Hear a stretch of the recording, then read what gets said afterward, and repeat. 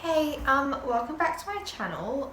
So today I'm going to do another video in my sort of, series of videos about my eating disorder. And today I thought I would do a video just sort of talking about what it actually is like to live with an eating disorder and sort of, I guess, what's going through my head and just all that type of stuff.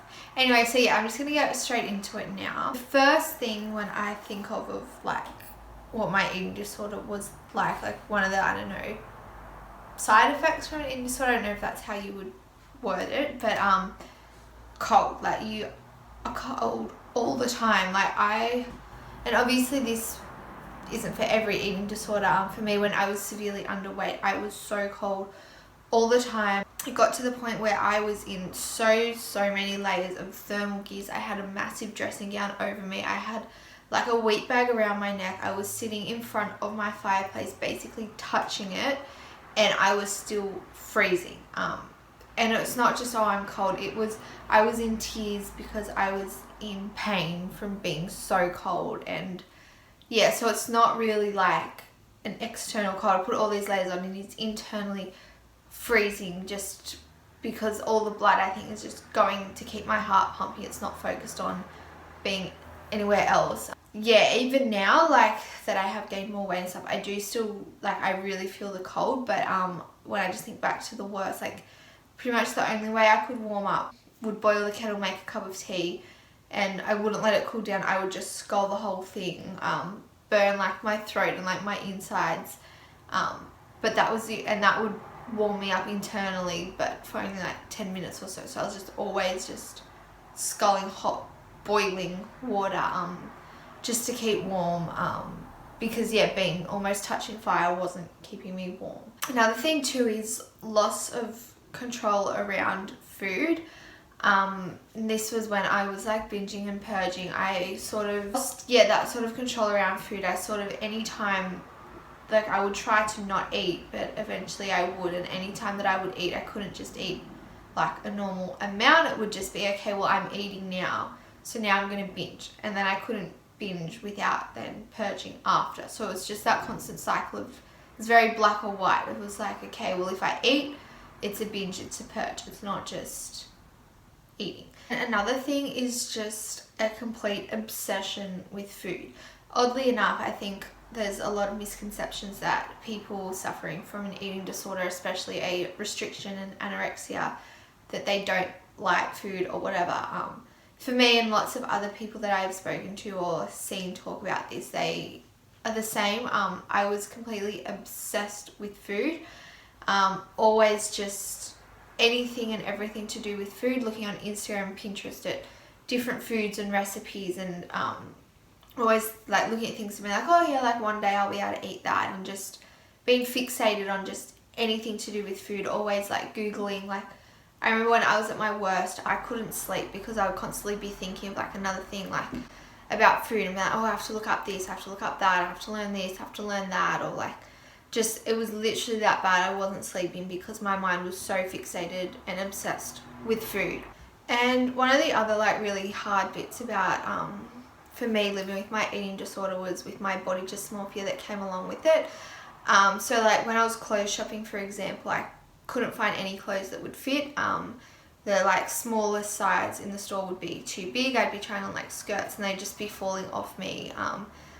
But it was just so hard to get my head around because I didn't see myself as that way. And I think that's one of the hardest things with body dysmorphia, is just having the thought that your own mind is against you in a sense, and it's not portraying what is real and what is accurate. So I would have the facts there that, okay, well, the smallest size in the clothes store is too big for me. I was having to shop in the kids departments. I had the scales telling me that, and all my doctors and healthcare professionals telling me that, okay, I'm severely underweight, but looking in the mirror and not seeing that, not believing that, and being like, well, no, like something's not right. Like it didn't make sense to me because what I saw in the mirror, like you sort of just assume that, okay, well, what you see is true. Like, this is my eyes, I'm seeing this, how can this not be right? But it's true, and it's where it got very scary because no matter how much weight I was losing, I would still see myself as being too big despite all this evidence that I had supporting that no, I'm severely underweight, and I just couldn't get my head around that. Another thing also that I dealt with was literally being afraid of dying at any moment. And I know that sounds very extreme, but it was the truth. Not like my body was shutting down. I could feel it. It's so hard to explain, but it's the fact that I know what dying feels like is so scary. But it's I think one of the hardest things that I had to deal with was knowing that I was dying and knowing that I was the one to stop it. It's not like with someone with cancer where they have to sort of just rely on the fact that like chemotherapy or whatever will work and the treatment will take to their body and just putting that faith in. For me, it was like, well, I know I'm dying, but if I just eat, like doing something simple, like something to eat a meal would keep me alive, but not even being able to do that. And I was at the point I wanted to eat. That's where it was so hard for me, because I wanted to eat. And like, I'm not talking about having a huge like extravagant feast or whatever, to have just a simple meal, like just to have like a Vegemite sandwich or whatever. I couldn't bring myself to do even that, and I wanted to. That's the thing, I had all these foods I wanted to eat. I wanted to do it. I wanted to live, and thankfully I did, and I eventually got past that. But it got to the point where I could feel my body dying. I could feel myself shutting down, and I just felt as though, well, I can't do anything to save this, which is then in my previous video I talked about having to get admitted into hospital because I couldn't in the end do it on my own. But yeah, it's just that living in fear, knowing, well, okay, my heart can stop any second. And that's, yeah, like just, I was so scared every night to fall asleep because I thought, well, if I fall asleep, what if I don't wake up? I was having severe chest pains. My heart rate was so low, it was almost non-existent. I was having heart palpitations.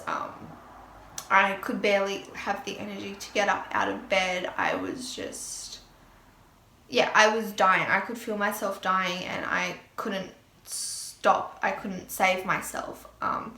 Which again brings back to the whole thing about your own mind being against you and how scary that is, because yeah, essentially it's something you think you have control over, but you don't. And I think for me, that's what my eating disorder started out as, a form of control. I had a lot of stuff going on in my life, and I needed something that I could control, which ironically was then something that I lost control of and nearly killed me.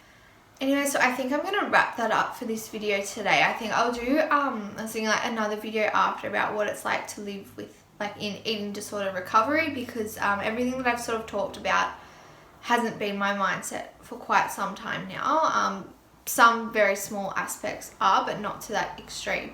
So that's what I'm thinking I might do for my next video, talking about what it's actually been like being in eating disorder recovery, and just all about, I don't know, the pros and cons, what's easier, things that I still struggle with, and just sort of things like that. Anyway, I hope you did like this video and find it somewhat informative, I guess. Anyway, yeah, so make sure you subscribe to my channel so you can see when I upload more of these types of videos. And please leave me any comments below about anything, whether it's another suggestion for a video you want me to make or just general questions about anything, and I will get back to you. And I will see you in the next video. Bye!